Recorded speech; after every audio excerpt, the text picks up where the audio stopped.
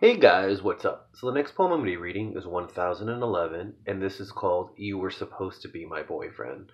So this is the second part to I Was Supposed to Be Your Boyfriend. In this, you actually see the roles are reversed, and everything you thought was certain in the first story was all mixed up. I guess some things in life are not exactly what they seem. You were supposed to be my boyfriend. So it's been 2 years since what happened. The truth is, I was really into you. I asked one of my fraternity brothers to pose as my boyfriend.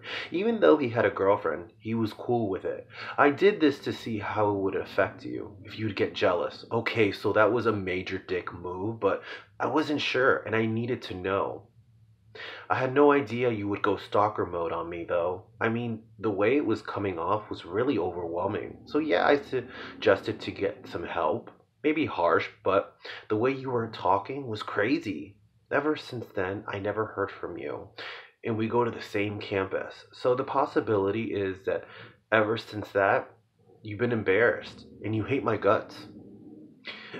I never see you around. You don't hang out with those friends anymore, which, by the way, I've talked to. They don't seem like people you'd hang out with.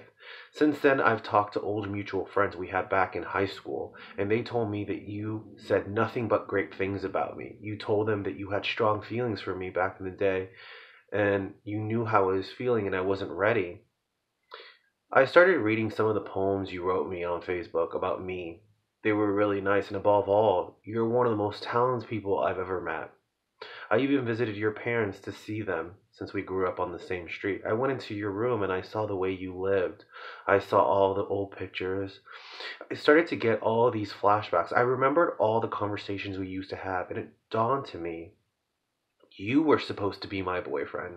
I got up and went back to my dorm room. I asked one of my fraternity brothers that was a hacker to hack into the school system to see what room you were in, since I asked the secretary and it was requested not to give out that information. I'm knocking on a door, and finally I hear your voice. Who is it? I disguised my voice a bit. It's the guy from across the hall. I wanted to ask you a question about a paper. The door opened, and you saw my face. I smiled, and you didn't exactly slam the door in my face, so that was a good sign. What are you doing here? You let me in, and we sat on the bed. I noticed your laptop was on, and you had a POF profile. Now, I look back at you. We got deep into conversation. You laughed and apologized for what happened back then. You told me about this issue you always had, a problem with getting attached and becoming an addict to things.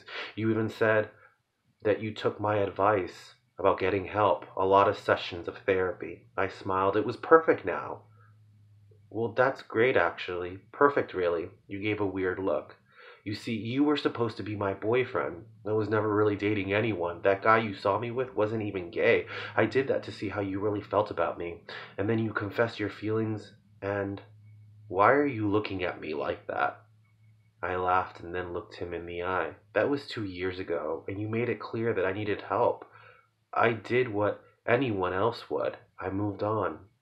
Oh. You looked at me strange. Are you okay? I smiled, got up, and walked to the door. Fine, I understand. You have a good one.